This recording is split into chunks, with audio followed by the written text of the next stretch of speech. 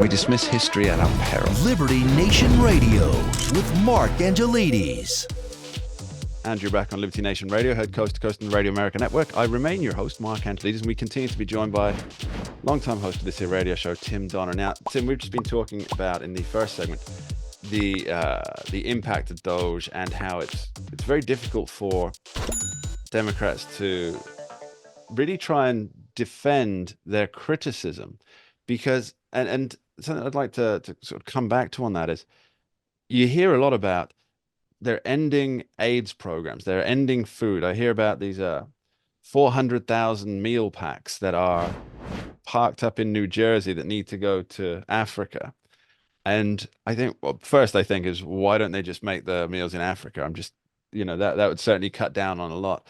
But they don't criticize the ones that are being actually exposed to the public. They're picking and choosing, and by association, trying to tar everything as worthy in some way, shape, or form. And so the refusal to address the very real boondoggles that are going on, that are ideologically motivated. There's no doubt about that. And you just look through the thing, it's almost a litany of LGBTQI, stuff that's taking place. And these are the ones that get the headlines. That's why people are pushing them forward, rightly or wrongly. But they don't criticize those ones. They deflect to the ones that many people might see more as very worthy, and refuse to address the other ones because they know that these ones are wasteful. How do they even hope to square that circle? Well, it's going to be another election cycle. It's going to be even harder for them once the legitimate projects of an agency like USAID are put back in place. Things that are truly life-saving efforts, which is what USAID was established to perform. It was established to help the sick, the poor, the needy, the disabled, the people who are victims of tyranny across the world. This is what USAID was established to do. It's not an aid agency. People think that it is just an aid agency because it has AID in the name. It's actually the Agency for International Development, which is to create structures or support structures that help countries and ultimately accrue to America's benefit for spreading American, I could say largesse, but let's say American influence in a positive way around the world. A similar thing is what's going on at the southern border and the roundup of criminal aliens. Once again, the Democrats are being forced to defend the indefensible by saying that, they're going to round up our, tax-paying citizens, responsible members of the community. In fact, eventually, Tom Homan, the border czar, and ICE may begin rounding up those who are here illegally who haven't committed crimes. But so far, I guess 99% of who they're rounding up are people who have committed crimes in addition to the crime of entering the country illegally. So now they're again being forced to defend criminal aliens. And they try to say, well, they're going to round up your abuela, which is a favorite expression on the left for grandmother. They're going to rip your grandmother away from her children and grandchildren, round her up, and throw her into the back of a paddy wagon. That is not what this is about at all.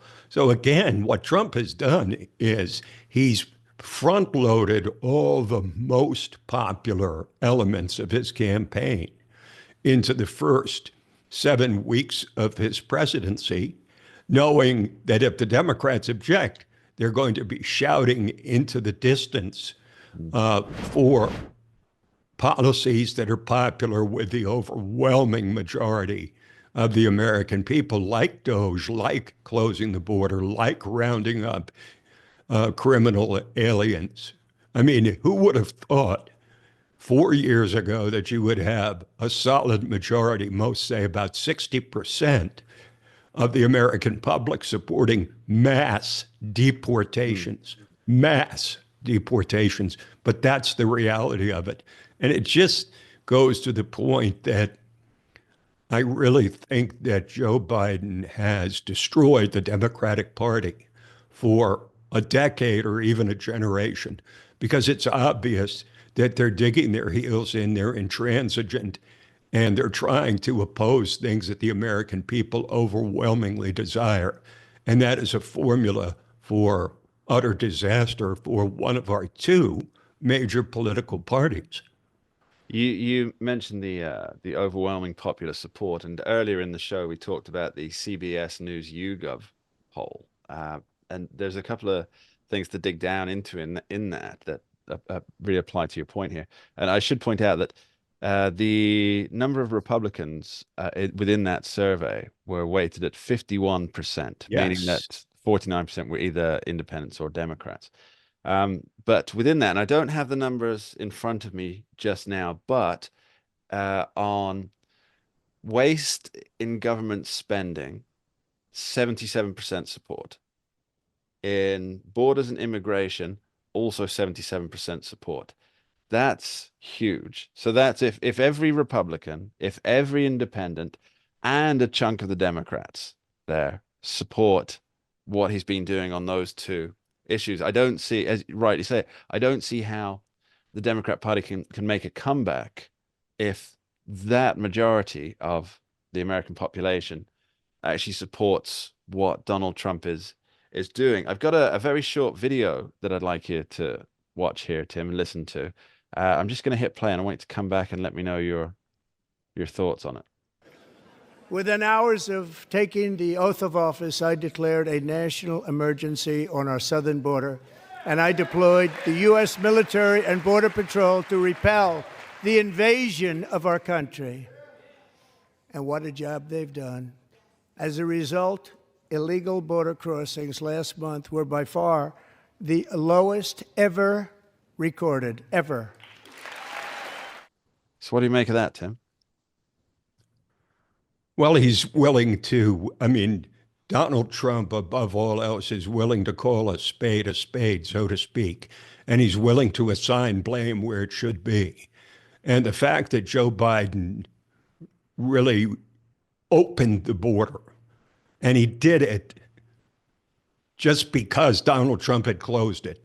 And this shows how Trump derangement is a very real thing. It's not just some clever acronym to show people, you know, to demonstrate just how much people hate Donald Trump. It's actually an affliction that causes people to lose their minds in many senses, or create policies that make no sense, that are abhorrent to the American people, like allowing drugs and illegal aliens across the border almost unchecked. So Trump called out Biden, he called out the Democrats for what they've done, and most Americans apparently believe that they deserved it. Indeed. We'll be back with this conversation after this short break. Don't go anywhere. We dismiss history at our peril. Liberty Nation Radio with Mark Angelides.